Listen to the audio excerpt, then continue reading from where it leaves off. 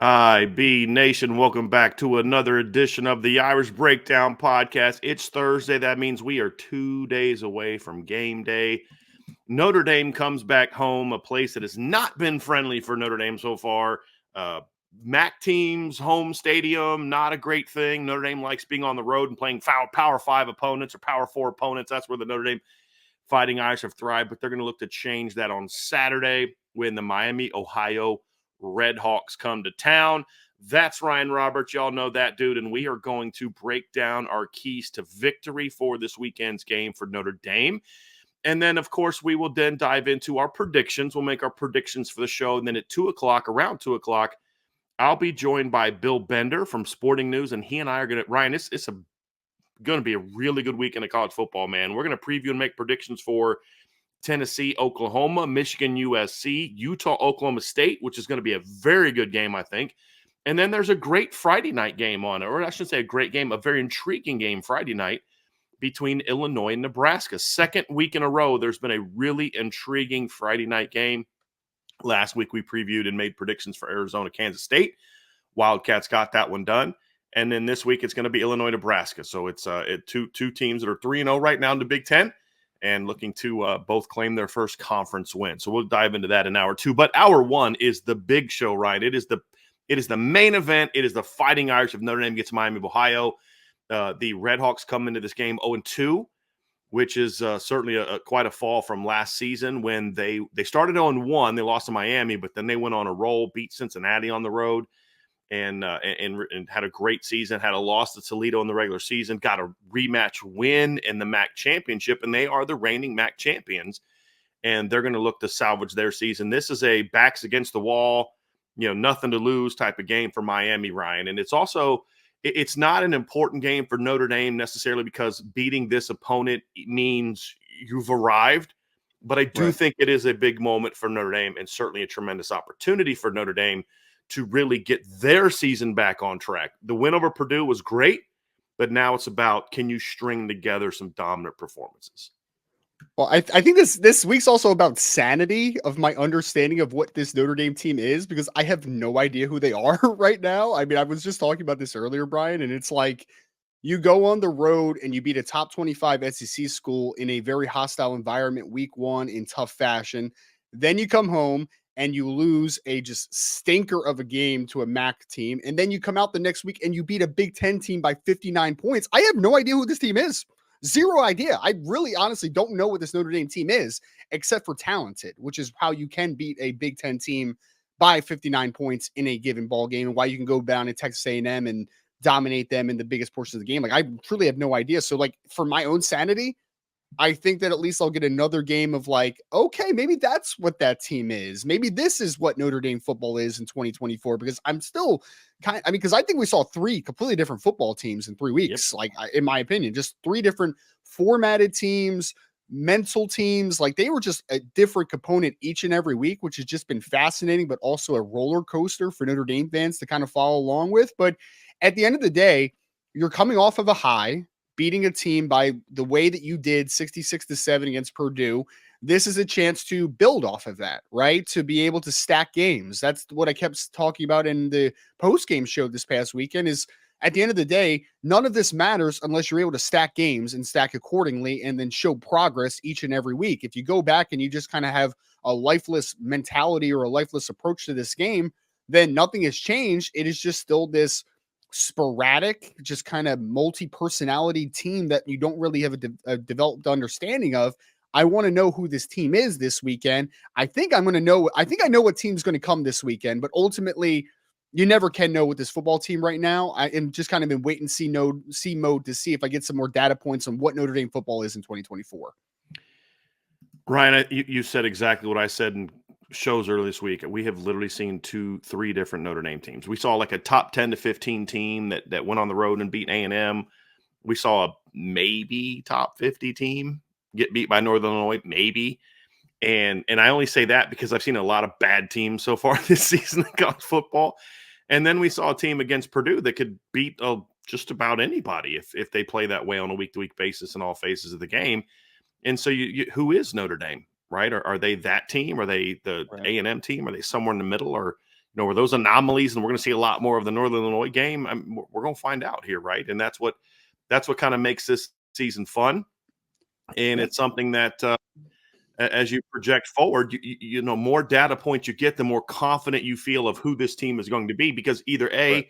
the Northern Illinois game in a month from now is the anomaly, or it's like, okay, this is the roller coaster ride we're just going to be on all year with this football team. They're going to look like Right. world beaters one. They're going to go out and, let's just say, blow out Louisville one weekend, right, and win by 3 touchdowns. I'm not saying it's going to happen. I'm just making a point. And then play, Virginia later in the year and need a last-second field goal to win it, or get upset or something. Like this is what's so frustrating about this team sometimes. Last year, we kind of thought we started to see this team figured out, and then they'd kind of just not show up one week. Is this team going to be past it? And I had something proposed to me earlier this week, Ryan. A friend of mine said this on the way home from the Purdue game. He said, I wonder if the Northern Illinois loss was so stunning to the team that it was the final wake-up call they need, that you can never take anything for granted. Sure. But we've been there already the last couple years, right? Where it's like, oh man, that's the wake up call they needed, and then it just kind of reverts back. I mean, literally, I think it's good, but also a little bit unsettling how much Marcus Freeman has talked about. We need to understand how to handle success, right? And like, yes, that's good that you understand that your team needs to figure out how to handle success, but I'm still worried that in year 3, I'm still worrying about you understanding how to handle success. Like that worries me a little bit, to be honest, just like full scope. But I think that this is a great week to test that theory, because they did just have success. Like, you just destroyed a Big Ten team, like destroyed them on their home field by 59 points. You just had about as much success against Purdue as you possibly could have had in a football game. So what does it look like the week afterwards? Again, you're playing a MAC team at home. So I have to think that it's still in the back of your mind, like, guys, what we did 2 weeks ago, we need to avenge that. And that was awful. And we can't let that happen again. I'm hoping that's what happens this weekend. But if we're talking about how a team handles success, you just had success this past weekend. So is Notre Dame able to continue understanding that process? Are they going to stay true to their process every single week? Are they going to be pissed off again? Those things I'm hopeful for. But until we see it on Saturday, I'm not 100% sure what this team's going to look like. I'm just hopeful at this time. Ryan, you said it to me before the show started. We were talking about it an hour and a half, couple hours ago, about just going over the keys and just this team and stuff. And your comment was to me was, if this team's not fired up for this game after just 2 weeks ago getting embarrassed at home by a similar team, now similar team in stature, same league, they won that league last year, right? It's not so much that they're the same team and how they're built. They're very different teams in that regard, which we'll dive into in the keys to victory. But it's like, if you overlook Miami of Ohio, a team that's 11-3, and look, battled Northwestern, that was a competitive game, battled Cincinnati, that was a competitive game. Those two are Power 4 teams. Then you're just not a real mature football team. You're just not a real focused football team. If you come out and dominate Miami of Ohio, it doesn't mean you've arrived, but it's another good step in the right direction. And that's why this game is important. So it's not so much like, hey, you win, bring on Bama, bring on Ohio State. It's not that, right? It's just, okay, maybe they've turned the corner. But as I said before, Ryan, at the end of the day, it's going to be about stringing these type of performances together. Because you mentioned, we thought they turned the corner. Last year they get embarrassed by Louisville, and they come out the next week and blow out USC, blow out Pitt, and you think, they figured it out, and then Clemson happens. And that's the thing that Coach Freeman's going to have to figure out. And I don't know that we'll fully get that answer this week, but to a degree, if they just kind of come out and sleepwalk through this game, it just tells us that you just haven't built the culture you need to really be a team that, like Marcus Freeman says, look, your job is to get the best version of yourself every day. And the problem with this football team is we get nowhere close to that from week to week. Some weeks, like Saturday, there's here's the crazy thing about the A&M and the Purdue game. Both of those games could have been a lot worse. Meaning, like, there was multiple opportunities for Notre Dame to go out there and make big plays against Texas A&M early and maybe put that game away. Purdue could have been a lot even more worse than it was. But when you are on your game, you're really good. But when you're not, you're really bad. So for a team that has the motto of, get the best version of yourself, can they actually start to do that? So, I mean, you're never going to be the very best version of yourself week to week. Like, this is impossible. No team ever does it. But when the standard is set here and your team is somewhere in this zone week to week, that's how you become Georgia. That's how you become Bama.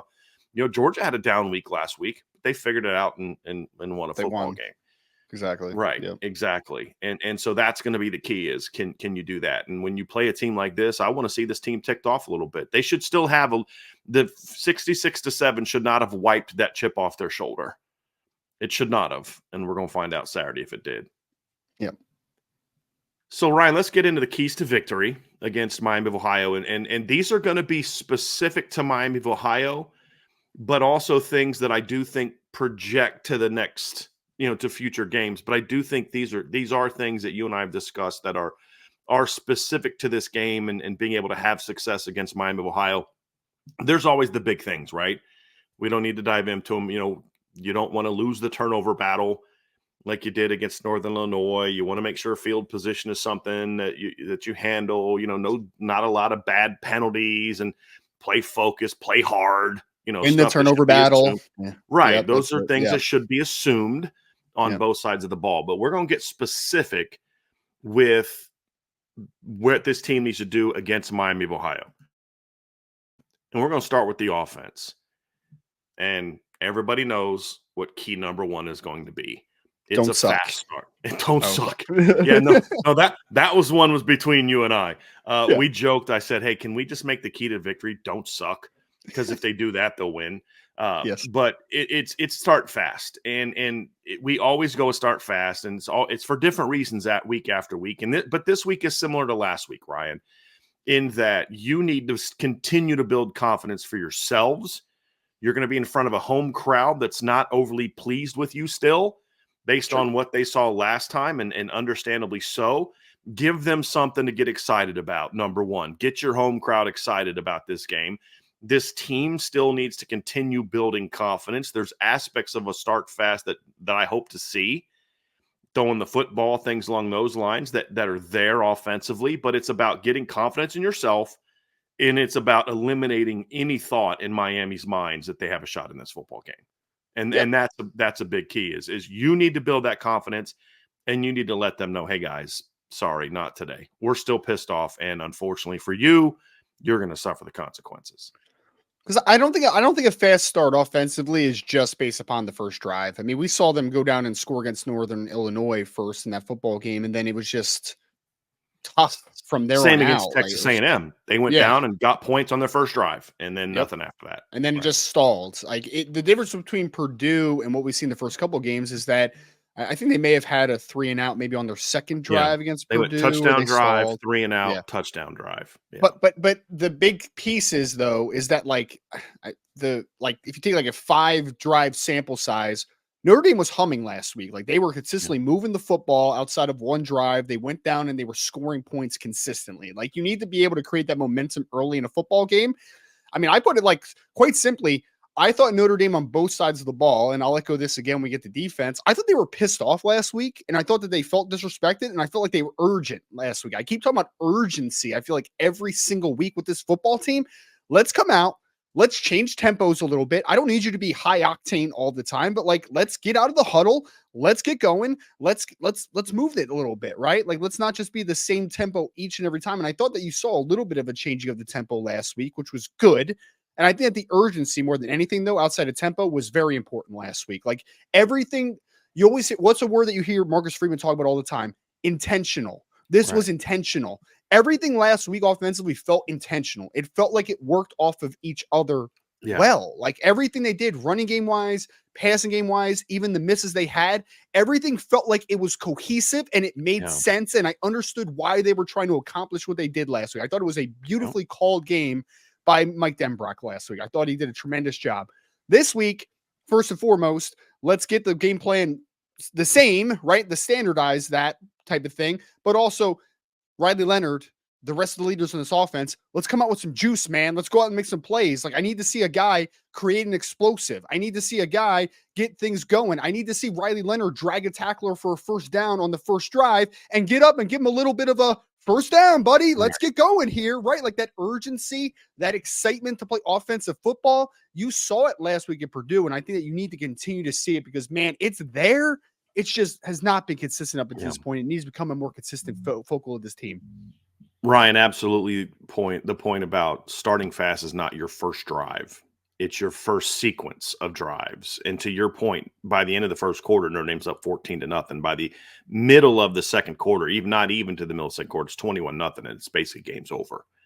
And then they put up another drive together and go up 28-0 with 2:10 left. So I know that game got out of hand fast in the final 2 minutes, but it was 28-0 even before the pick six and the long Jadarian Price run. That game was over. Purdue knew it was over. That's why, you know what I mean? That's why you saw the game go the way that it was. It needs to be that kind of game where you don't let, like, Notre Dame, if Notre Dame makes a stop, even if they get one first down, but then they make a stop. If they make a stop on Northern Illinois in that first drive and they punt the ball and they get the ball near midfield, that game could have got out of hand fast. But they went down and scored, and then you didn't answer offensively. And then Northern Illinois thinking, hey, we got a shot here. And the more confidence they got, Purdue knew pretty early. I mean, even when it was 14-0, you could just see the body language from Purdue that they were like, we're in trouble. We're in a lot of trouble in this game. And when the offense gets humming, I think that also gives the Notre Dame defense a lot of fire, because they weren't sharp early in the game. But when the offense kept rolling, they were like, hey, guys, our offense came to play today.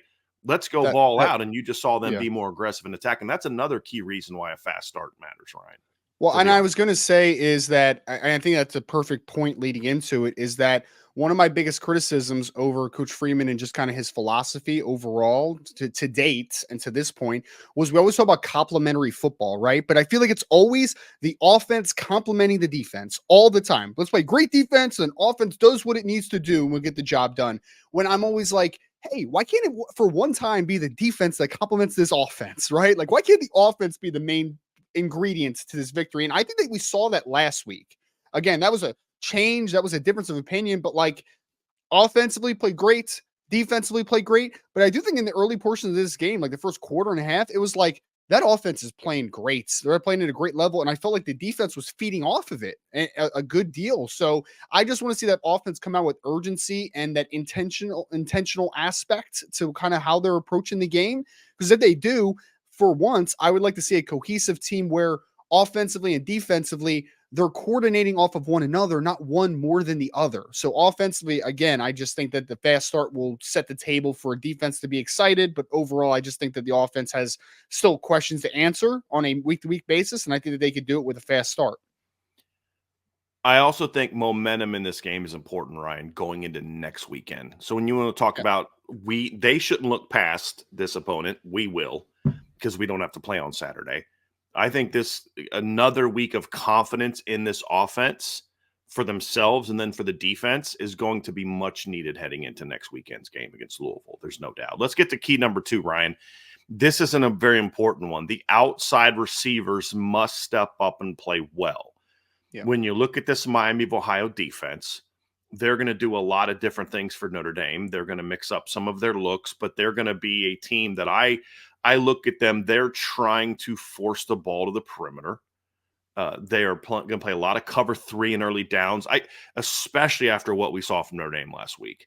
We saw it against Northwest. We saw it against Cincinnati, Ryan. On first down, they're going to bring their safety down in the box and play cover 3, cover 1 looks. And they're going to say, hey, we're going to slow down the run game.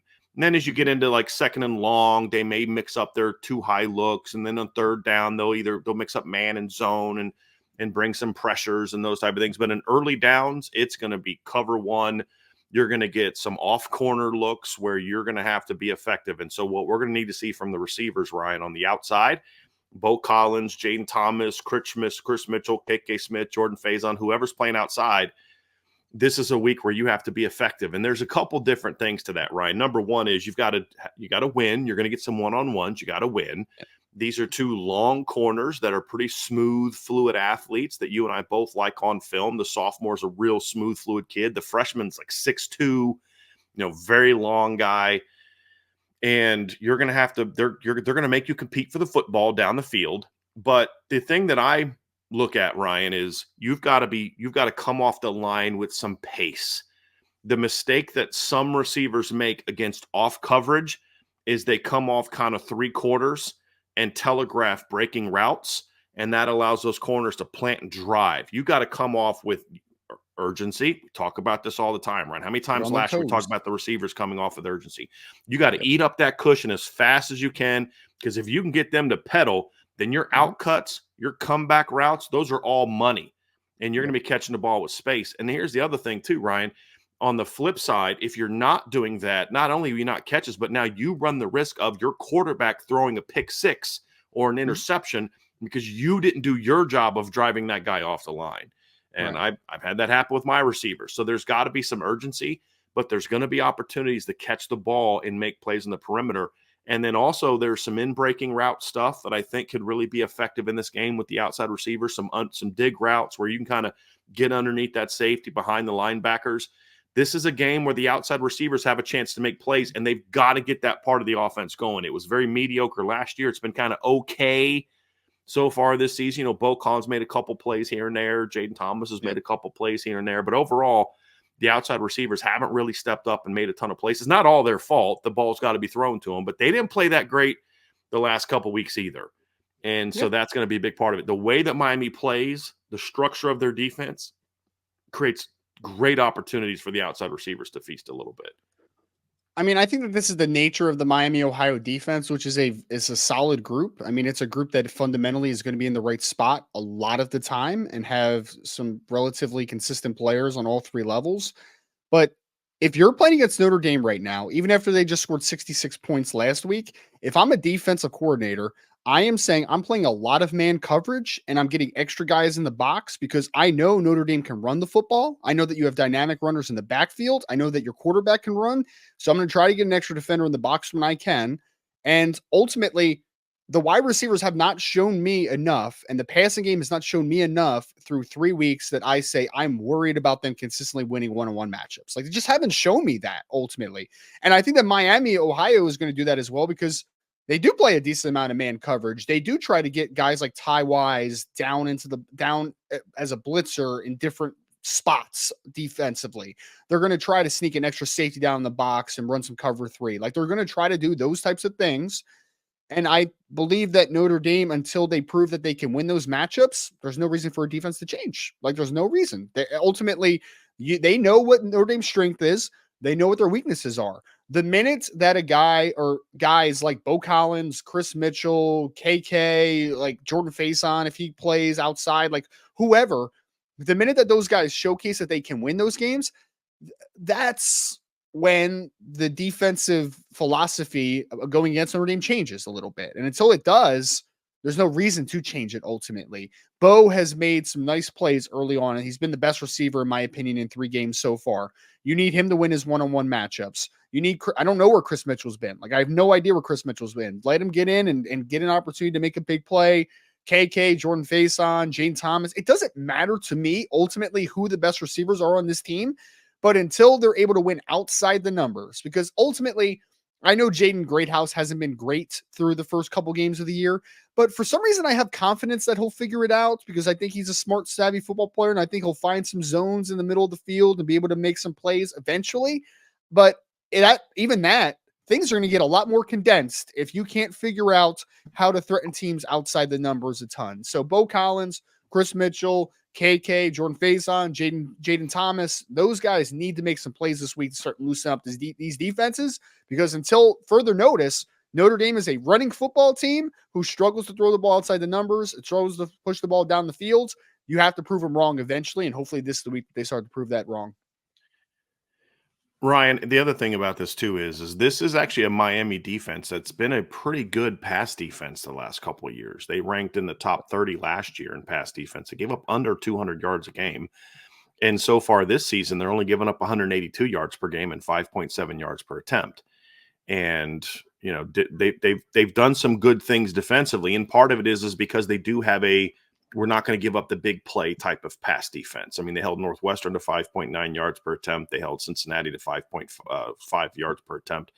Now, those aren't very good passing teams, but Notre Dame hasn't been a very good passing team yet either.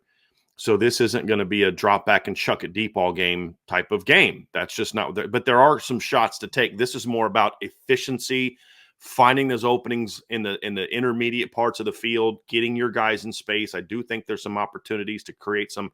I think the deep shots in this game are I think there's some outside go up ball opportunities in certain looks, especially when they come up and play cover one, some post snap switch type of stuff. But this is going to be a game where the outside receivers are going to have to be really good with their outbreaking routes, but then also be smart and get into those openings over the middle of the field efficiently. We'll talk more about first down pass game here in a little bit, but the outside guys are going to be part of that. Number 3, Ryan, this one's pretty easy. Be bullies, right? Be bullies in this game. This is an undersized defense. It's not a very big defense.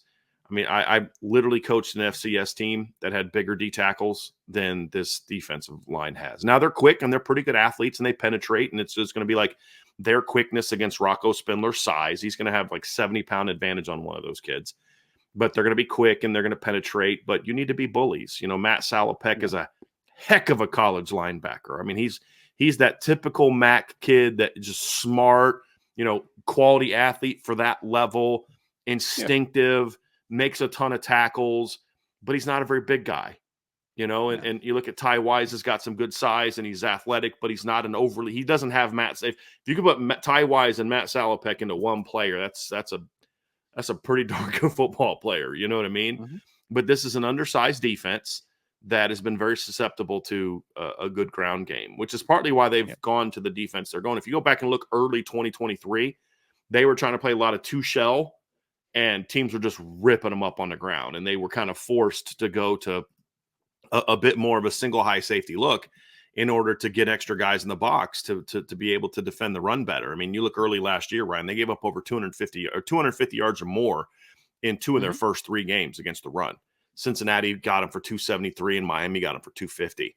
They didn't give up over 170 again until late November against Ball State.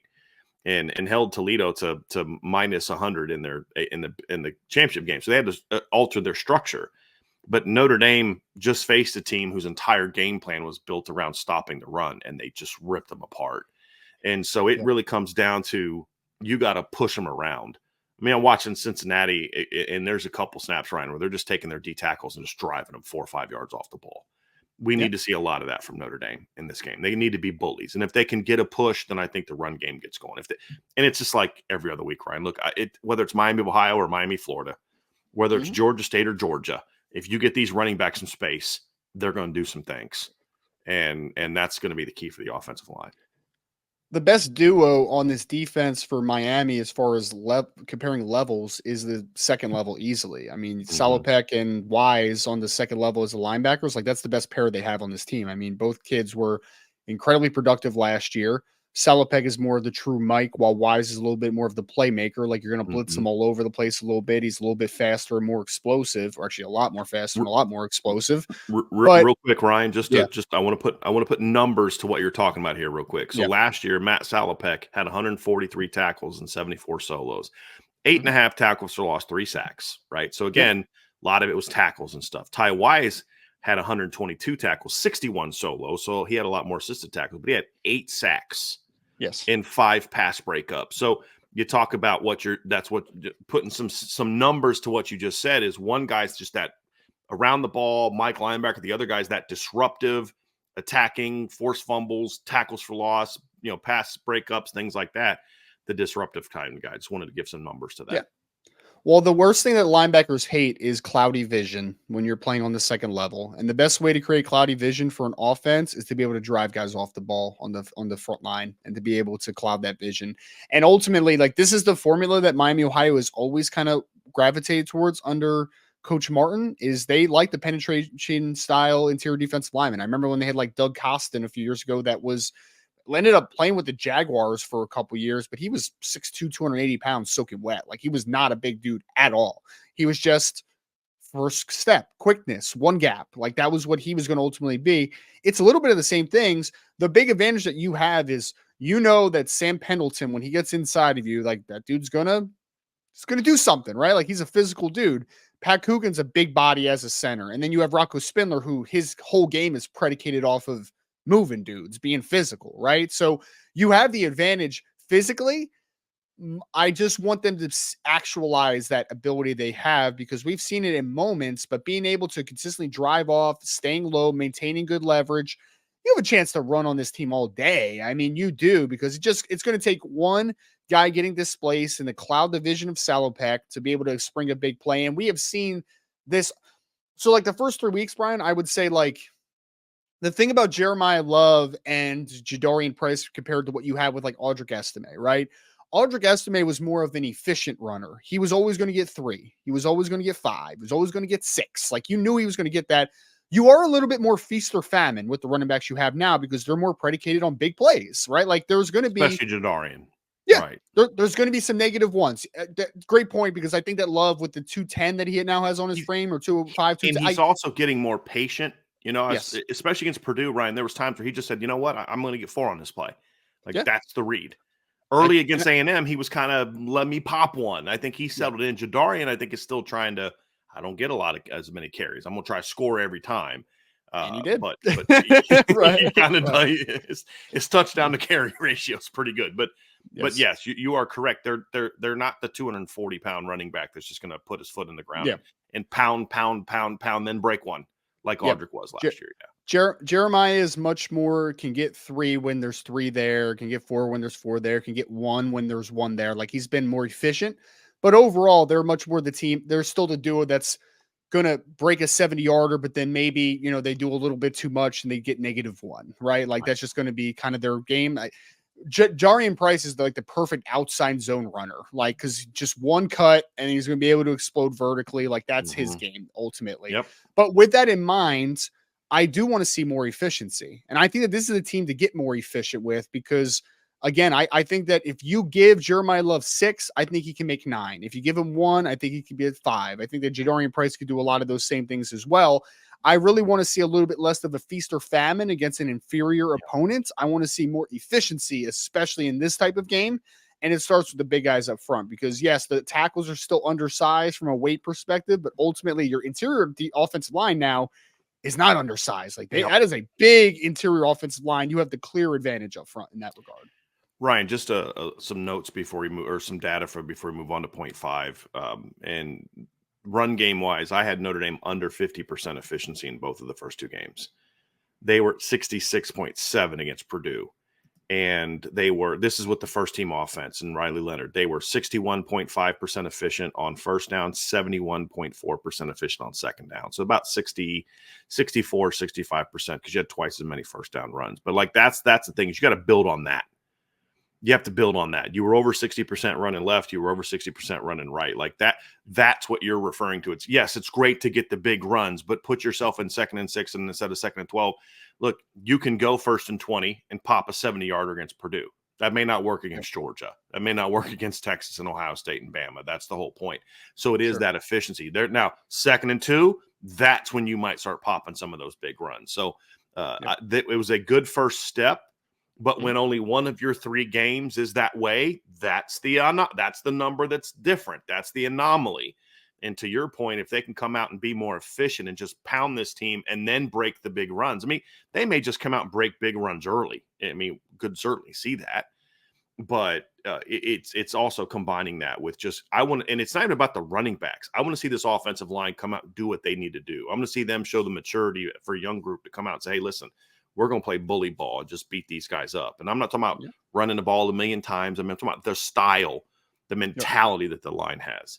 Number 4, Ryan, and this ties in a little bit to the first 2 keys, and that is early down pass game is where you're going to get a chance to hit some shots and make some big plays. I want to see them be willing and effective throwing the ball on first down in this game. That's going to be a big part of it. I thought Riley Leonard was a lot better on 3rd down last week. He went 3 for 3 for 48 yards. All 3 turned into first downs. Even something simple as the Mitchell Evans throw on 3rd and long, he hits him right on the hands outside, allows Mitchell to catch it and turn upfield and make people miss. If that ball's behind, Mitchell's getting squared up and you're not converting. So you're doing your job on 3rd down. I still want to see a little bit more first down efficiency.